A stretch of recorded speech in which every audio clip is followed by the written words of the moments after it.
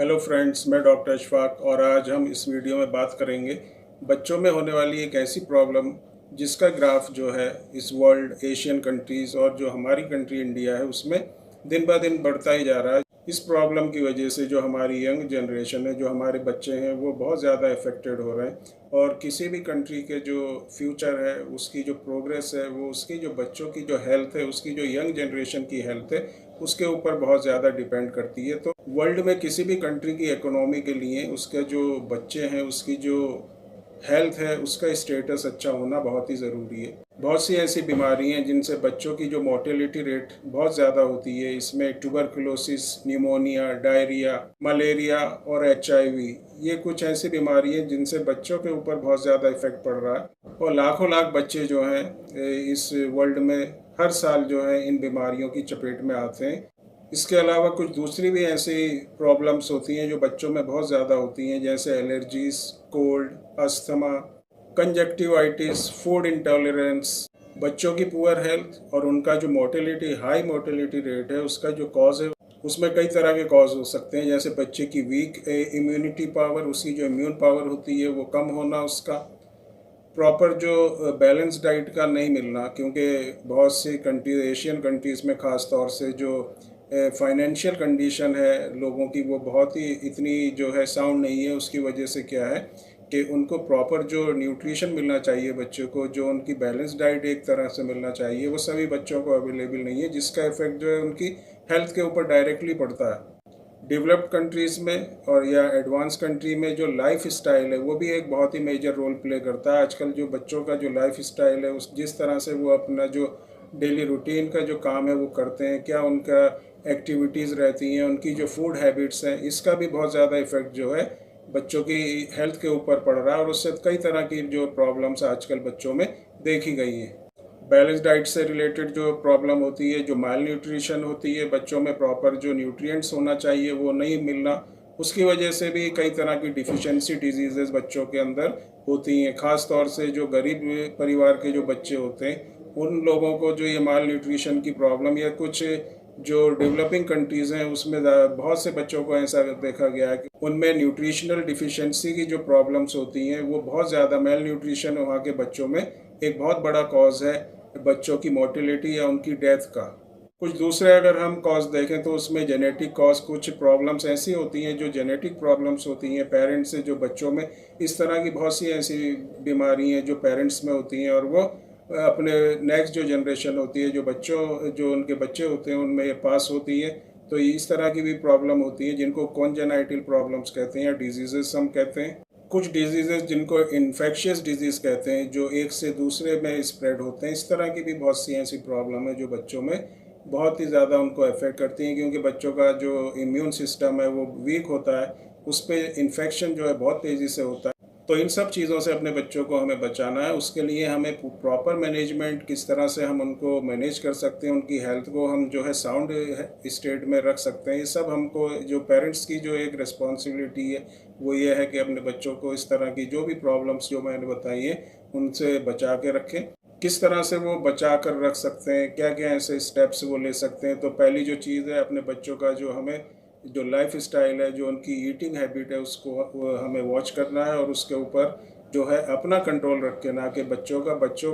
जो होता है, ज़्यादातर जो बच्चे देखा गया है एडवांस कंट्रीज़ में भी, जो डेवलप्ड कंट्रीज़ हैं, जो ईटिंग हैबिट्स होती हैं उनकी, जो उनका डाइट मेनली होता है, वो कोई न्यूट्रिशियस जो डाइट होती है वो नहीं लेते हैं और ज़्यादातर जो फास्ट फूड वगैरह बच्चा पसंद करता है। तो इस चीज़ को मॉनिटर करने का काम जो है पेरेंट्स को एज ए काउंसलर इस चीज़ को देखना है कि क्या चीज़ उनके बच्चों की हेल्थ के लिए सही है। इसके अलावा प्रॉपर इम्यूनाइजेशन, जो वैक्सीन वगैरह होती हैं बच्चों को प्रॉपर टाइम पर, और जो भी वैक्सीन है वो जितना भी कोर्स होता है उसको प्रॉपर टाइम पर देना, ये भी एक पेरेंट्स की जो है रिस्पॉन्सिबिलिटी है। बच्चों में प्रॉपर क्लीनलीनेस और हाइजीन का ध्यान रखना, जिससे बहुत सी बीमारियों से हम अपने बच्चों को बचा सकते हैं। तो इस तरह की बहुत सी ऐसी चीज़ें जिनको हम मैनेज करके अपने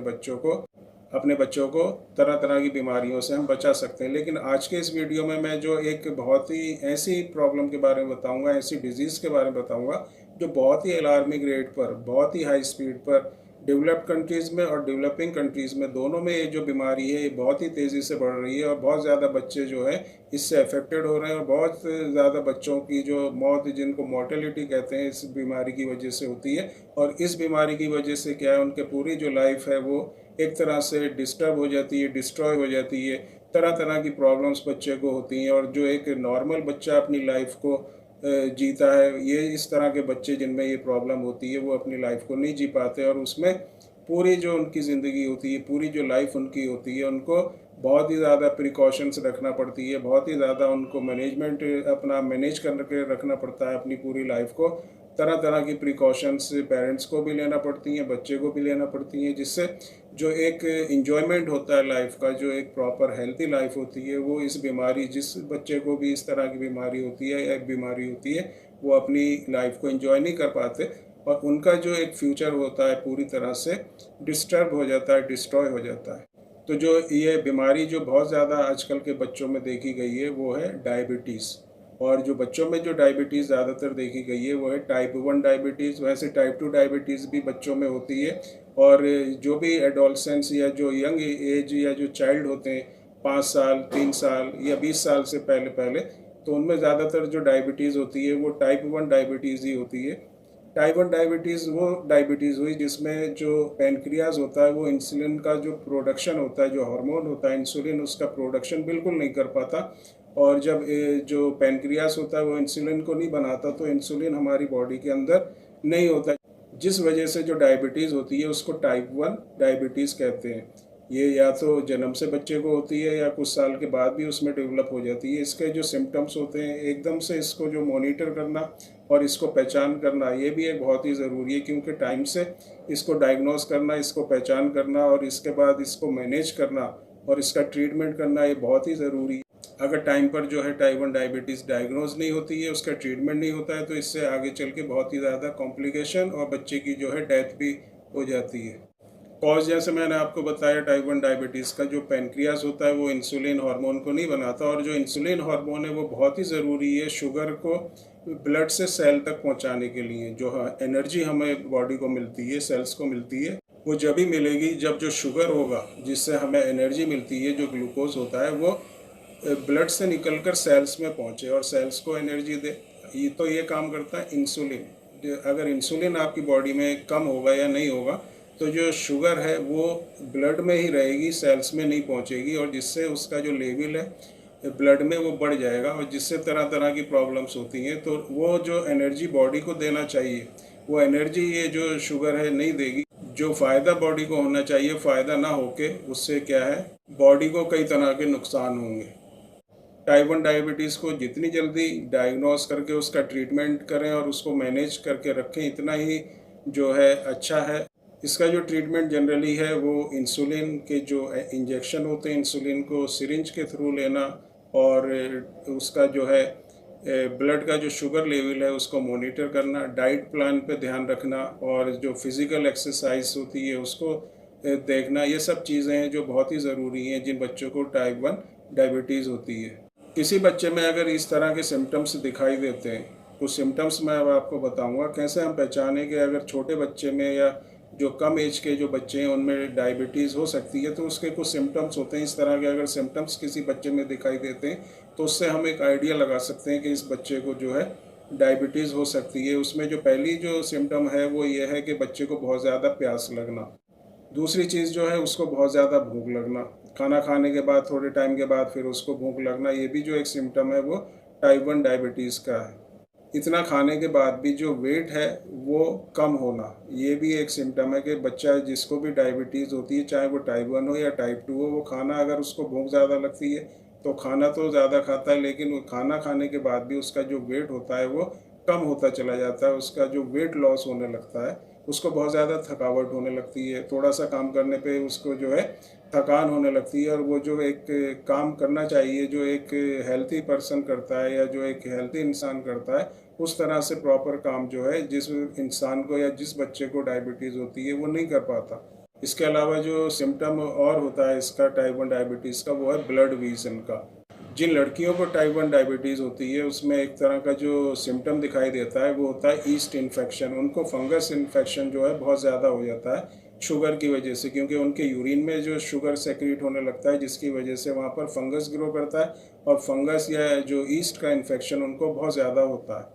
टाइप 1 डायबिटीज़ को अगर अनट्रीट करें, उसको प्रॉपर टाइम पर जो है जल्दी उसको डायग्नोस नहीं कर पाएँ, उसको फिर उसका ट्रीटमेंट नहीं कर पाएँ, तो इससे जो है आगे चलकर बहुत ज़्यादा एक प्रॉब्लम होती है। और ये जो प्रॉब्लम है उसमें